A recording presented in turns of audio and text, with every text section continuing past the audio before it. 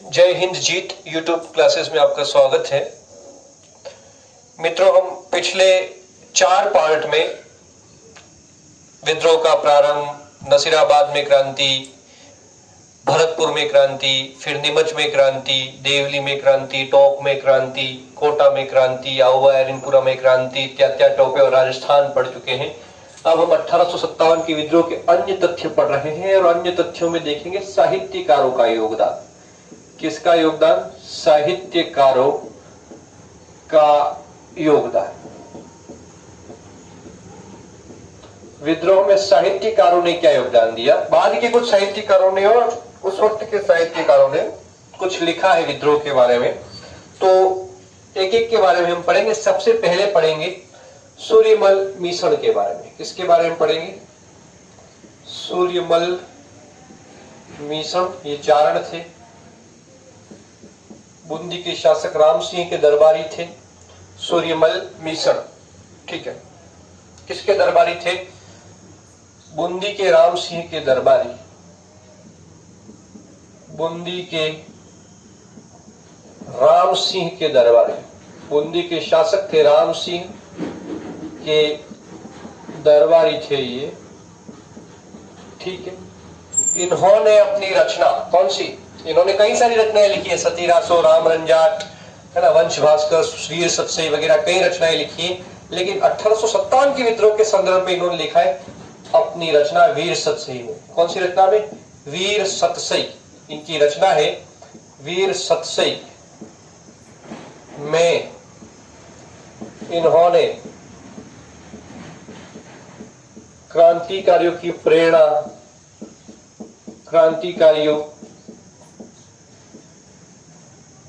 को प्रेरित करने वाली पंक्तियां लिखी। पंक्तियां लिखी किसने? सूर्यमल मिश्र ने, ठीक है। राजस्थान में साहित्य अलग से पढ़ेंगे, इस वक्त उनकी अन्य रचनाएं पढ़ेंगे। अभी 1857 के विद्रोह के संदर्भ में जो बातें उन्होंने लिखी है वो किस रचना में लिखी है? मुख्य रूप से तो वो वीर सतसई में लिखी है। किसमें लिखी है? वीर सतसई में लिखी है। नेक्स्ट नाम अपन दूसरा पढ़ेंगे, दूसरा नाम पढ़ेंगे बांकीदास का। किसका नाम पढ़ेंगे? बांकीदास। बांकीदास थे जोधपुर के कवि थे। कहां के कवि थे? जोधपुर के कवि थे बांकीदास। बांकीदास कहां के कवि थे? तो जोधपुर के कवि थे बांकीदास, जोधपुर के कवि, ठीक है। इनके बारे में जो बात ध्यान रखनी है वो ये है कि इन्होंने, किसने? बांकीदास ने जो बीकानेर के राजा सरदार सिंह से उनकी भत्सरना में कविता लिखी थी, ठीक है, बांकीदास ने, और वो कविता थी लाज न कर चोडेह लड़ करके, ठीक है। इसके अलावा इन्होंने एक कविता लिखी थी आयो अंग्रेज मुलक रे ऊपर। आयो अंग्रेज मुलक रे ऊपर, ये ज्यादा महत्वपूर्ण है। आयो अंग्रेज मुलक रे ऊपर, ये कविता लिखी। किसने लिखी है? बांकीदास। बहुत महत्वपूर्ण है, ये ध्यान रख लेना है इसको। इसके अलावा बीकानेर के सरदार सिंह की भत्सरना में, बीकानेर के सरदार सिंह ने क्या किया था आपको पता है? ये व्यक्तिशः स्वयं अपनी सेना लेकर राजस्थान से बाहर पंजाब हरियाणा तक अंग्रेजों की मदद के लिए गए थे। तो उनकी भत्सरना, बीकानेर के राजा सरदार सिंह थे की भत्सरना में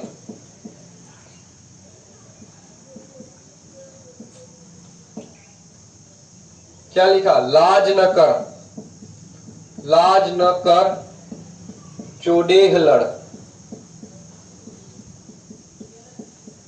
ये पंक्तियां किसके लिए लिखी थी? तो बीकानेर के राजा की भत्सरना में पंक्तियां लिखी हैं, लाज न कर चोडेह लड़ नामक पंक्तियां लिखी, ठीक। नेक्स्ट बात करते हैं। इन्होंने त्यात्या टोपे के लिए, त्यात्या टोपे की प्रशंसा में, त्यात्या टोपे की प्रशंसा में पंक्तियां लिखी हैं। की प्रशंसा में क्या लिखी? लिखी है जठे गयो जंग जीतियो, जठे गयो जंग जीतियो,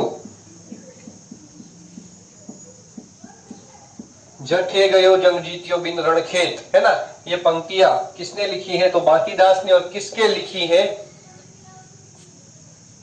तात्या टोपे के लिए। जठे गयो जंग जीतियो बिन रणखेत, ये भी लिख दो। जठे गयो जंग जीतियो बिन रणखेत, ये पंक्तियां किसने लिखी है? तो बांकीदास ने लिखी है। किसकी प्रशंसा में लिखी है? तो तात्या टोपे की प्रशंसा में लिखी। तात्या टोपे की प्रशंसा में बांकीदास ने जठे गयो जंग जीतियो बिन रणखेत नामक पंक्तियां लिखी। ठीक है। इसके अलावा नाम आता है शंकरदान सामोर का। तीसरा नाम आता है शंकरदान सामोर। शंकरदान सामोर ये चूरू में जन्मे थे और मारवाड़ के कवि थे। मारवाड़ के कवि, मारवाड़ के कवि, और इनका जन्म हुआ था चूरू में। कहा हुआ था जन्म? जन्म हुआ है चूरू में। जन्म कहा हुआ है इनका? चूरू में। ठीक है। और इन्होंने अंग्रेजों को मुलकड़ा मीठा ठग कहा है। इंपॉर्टेंट लाइन है, ध्यान रखना है। इन्होंने अंग्रेजों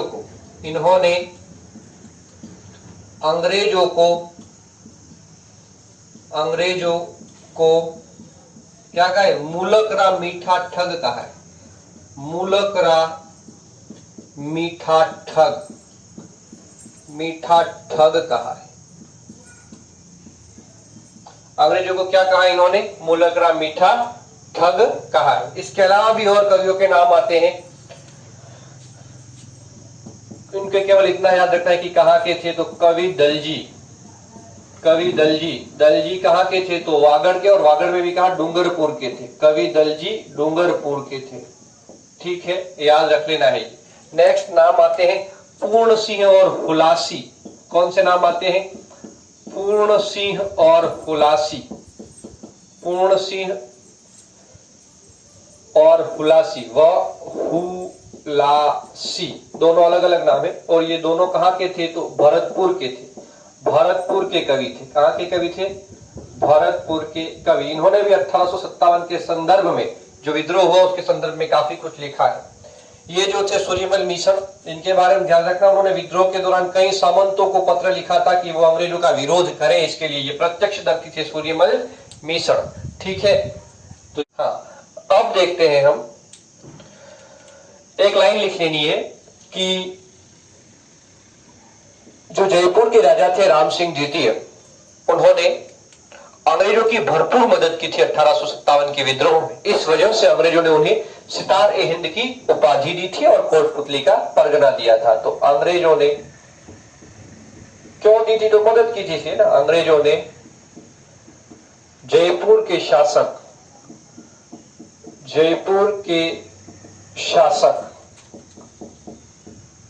राम सिंह द्वितीय को, किसको? राम सिंह द्वितीय को, अंग्रेजों ने जयपुर के शासक राम सिंह द्वितीय को सितार-ए-हिंद की उपाधि, सितार-ए-हिंद की उपाधि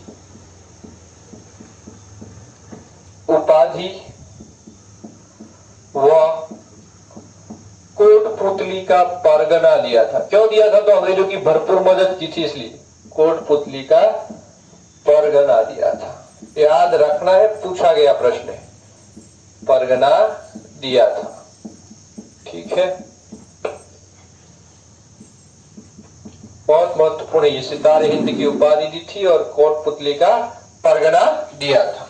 ठीक है। इसके अलावा एक लाइन और याद रखनी, अलवर के राजा जो बन्ने सिंह थे, उनके खिलाफ वहां का जो दीवान था फैजल खान, उसने विद्रोहियों का साथ दिया था, है ना। अलवर के शासक बन्ने सिंह के खिलाफ, अलवर के शासक बन्ने सिंह के खिलाफ, बन्ने सिंह के खिलाफ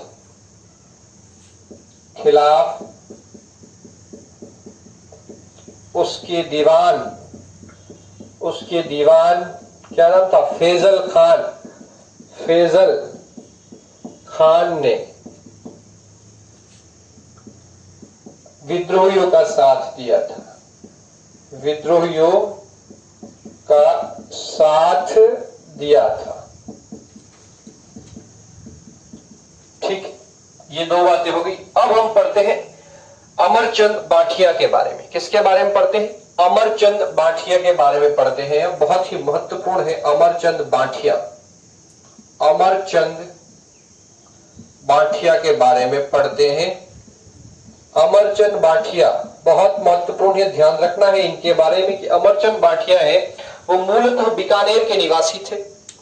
ग्वालियर में बस गए थे और व्यापार के द्वारा बहुत बड़े सेठ बने थे। इन्होंने 1857 के विद्रोह में क्रांतिकारियों की बहुत मदद की थी आर्थिक रूप से, और उन क्रांतिकारियों में रानी लक्ष्मीबाई भी शामिल थी, उनकी भी मदद की थी। इन्होंने अपना खजाना उनके ऊपर, क्रांतिकारियों के ऊपर लुटा दिया था, इसलिए इनको 1857 के विद्रोह का भामाशाह कहा जाता है। मूलतः कहां के निवासी? मूलतः बीकानेर के निवासी। कहां के? बीकानेर के निवासी। मूलतः बीकानेर निवासी, ठीक है। कहां बस गए? ग्वालियर में बस गए। ग्वालियर में बस गए थे। कहां बस गए थे? ग्वालियर में बस गए थे और सेठ बन गए थे। वहां के बहुत बड़े सेठ थे ये ग्वालियर के व्यापार के द्वारा, है ना। तो आगे देखते हैं। इन्होंने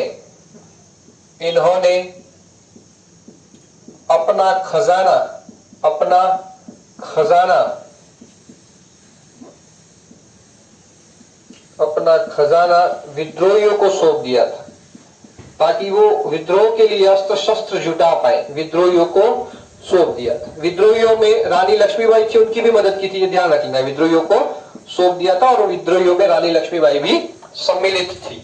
इन्होंने अपना खजाना विद्रोहियों को सौंप दिया जिसमें रानी लक्ष्मीबाई भी सम्मिलित थी। अब देखो, इसलिए इनको क्या कहा जाता है? अतः इन्हें 1857 के विद्रोह का भामाशाह कहा जाता है। अतः इन्हें 1857 के विद्रोह का भामाशाह कहा जाता है। भामाशाह कहा जाता है। अतः इन्हें 1857 के विद्रोह का भामाशाह कहा जाता है। दूसरी चीज, 1857 के विद्रोह में फांसी पाने वाले प्रथम राजस्थानी भी यही थे। 1857 के विद्रोह में फांसी पाने वाले प्रथम राजस्थानी, 1857 के विद्रोह में फांसी पाने वाले प्रथम राजस्थानी, फांसी पाने वाले प्रथम राजस्थानी कौन थे? अमरचंद बाठिया, यानी राजस्थान के निवासी पहले कौन थे जिन्होंने 1857 के विद्रोह में फांसी पाई या जिनको फांसी दी गई अंग्रेजों द्वारा? तो वो अमरचंद बाठिया थे। इसीलिए इनको क्या कहा जाता है? राजस्थान का मंगल पांडे। क्या कहा जाता है? राजस्थान का मंगल पांडे। किसको कहा जाता है? अमरचंद बाठिया को राजस्थान का मंगल पांडे कहा जाता है। अमरचंद बाठिया को फांसी दी गई थी इनको 22 जून 1858 को। फांसी कब दी गई थी? 22 जून 1858 को अमरचंद बाठिया को ग्वालियर में फांसी दी गई थी। फांसी कहां? ग्वालियर में। ठीक है। ग्वालियर का जो शासक था वो अंग्रेजों का समर्थक था, सिंधिया थे, है ना। नेक्स्ट बात देखते हैं आगे हम। सिंधिया राजघराना परमानेंट अंग्रेजों का भक्त बना रहा है। अंग्रेजों के ब्रिटिश काल में अधिकांश समय ये अंग्रेजों का भक्त बना रहा। कौन सा राजघराना? सिंधिया राजघराना। मराठों का जो सिंधिया राजघराना था वो। नेक्स्ट देखते हैं डूंगजी और जवाहर जी। अमरचंद बाठिया हो गए हैं। नेक्स्ट है डूंगजी जवाहर जी। डूंगजी जवाहर जी ये चाचा भतीजा थे। पहली चीज तो क्या थे? डूंगजी जवाहर जी थे ये चाचा भतीजा थे ये। ठीक है। डूंगजी जवाहर जी चाचा भतीजा थे। दूसरी चीज, कहां के निवासी थे? तो बाठोट पाटोदा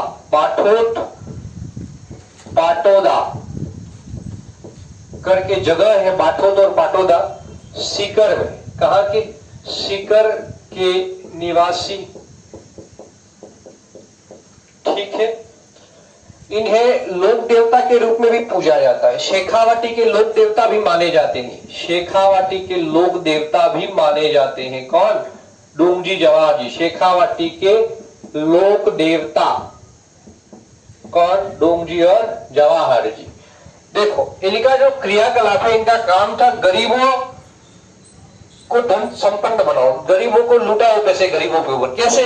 तो अमीरों को, उन अमीरों को जो अंग्रेजों के समर्थक हैं, सेठ साहूकार जो अंग्रेज समर्थक है, उनके साथ अंग्रेजों को भी लूटना, अंग्रेजों को लूटना और अंग्रेज समर्थक सेठ साहूकारों को लूटना, और वहां से जो लूट में पैसा प्राप्त होता है वो गरीबों में बांटना। ये इनका काम था। किनका? डोंगजी और जवाहर जी का। इन्होंने नसीराबाद छावनी को भी लूटा था 1847-48 में। कौन सी छावनी को लूटा था? नसीराबाद छावनी को भी लूटा था। इनके जो क्रियाकलाप है लूट के, वो 1857 के विद्रोह से पहले के हैं। विद्रोह के दौरान तो ये कैद कर लिए गए थे, विद्रोह से पहले के इनके कारनामे थे ना, ये ध्यान रखना है। ठीक है, तो कार्य क्या था? अंग्रेजों व अंग्रेज समर्थक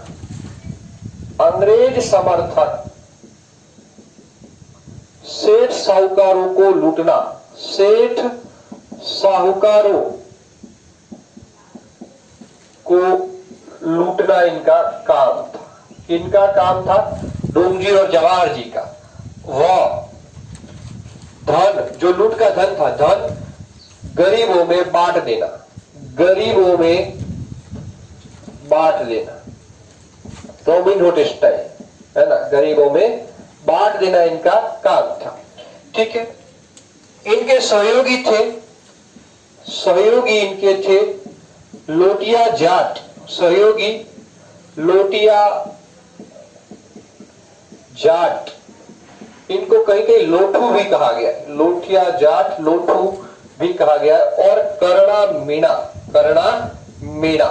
ठीक है, एक बार क्या होता है कि ये डोंगजी है, वो अपने ससुराल में, जब पुलिस से बचते हुए ससुराल में चले जाते, झड़वासा इनका ससुराल था, वहां पर तो उनका जो साला था भैरव सिंह, वो अंग्रेजों से मिली भगत करके उनको पकड़वा देता। अंग्रेज डोंगजी को आगरा के किले में कैद कर लेते हैं। वहां से डोंगजी को छुड़ाएगा मैन लोटिया जाट और कर्णा मीणा, इनके साथ 500 लोग होते, लेकिन उनका नेतृत्व मैन किसका था? दिमाग लोटिया जाट और कर्णा मीणा। इन्होंने डोंगजी को आगरा के लाल किले से छुड़वाया था। ठीक है, ये ध्यान रखना है हमको। नेक्स्ट बात, बाद में ये आत्मसमर्पण करना पड़ता है इनको। ये घिर जाते हैं अंग्रेजों से, अपने अंग्रेजों और रियासतों की सेनाओं से घिर जाते हैं, तो आत्मसमर्पण करना पड़ा इनको, आत्मसमर्पण करना पड़ा था इनको। ठीक है, और ये जो डोंगजी थे वो जोधपुर के किले में रहे आजीवन, कैद करके ससम्मान रखा गया हालांकि इन्हें, और जवाहर जी को बीकानेर किले में रखा गया। ये मुख्य बातें थी। आत्मसमर्पण करना पड़ा किनको? डोंगजी और जवाहर जी को, और ये ससम्मान रहे अपने अंतिम समय तक। मेन चीज यही ध्यान रखनी, डोंगजी जवाहर जी पाटोदा सीकर के निवासी थे, शेखावाटी के लोक देवता माने जाते हैं। अंग्रेज समर्थक सेठ साहूकारों को लूटते थे और धन गरीबों में बांट देने का इनका काम था। इनके सहयोगी थे लोटिया जाट और कर्णा मीणा। ठीक है, ठीक, एक लाइन ध्यान रखना, इन्होंने नसीराबाद छावनी को लूटा था, ये भी लिख लेना। डोंगजी और जवाहर जी ने नसीराबाद छावनी को लूटा था। ठीक, ये मेन बातें हो गई। ये भीमजी चारण जो थे उनको शरण दी थी कोठारिया के रावत जोध सिंह ने, पहले हम लिख चुके हैं। एक बात और बता देता हूं, 1857 के विद्रोह से पूर्व राजस्थान की रियासतों की स्थिति के संदर्भ में इतिहासकार जदुनाथ सरकार ने कहा है कि समस्त राजस्थान एक ऐसा अजायब घर बन गया था जिसके पिंजरे के न तो दरवाजे थे न ही कोई पहरेदार था। इस लाइन को लिख लेना। जदुनाथ सरकार ने 1857 से पूर्व राजस्थान की स्थिति के संदर्भ में कहा, क्या कहा? समस्त राजस्थान एक ऐसा अजायब घर बन गया है जिसके पिंजरे के न तो दरवाजे थे न ही कोई पहरेदार था। इसी के साथ बहुत ही डिटेल में, बहुत ही अच्छे से हमने 1857 के विद्रोह को पूरा कर लिया है।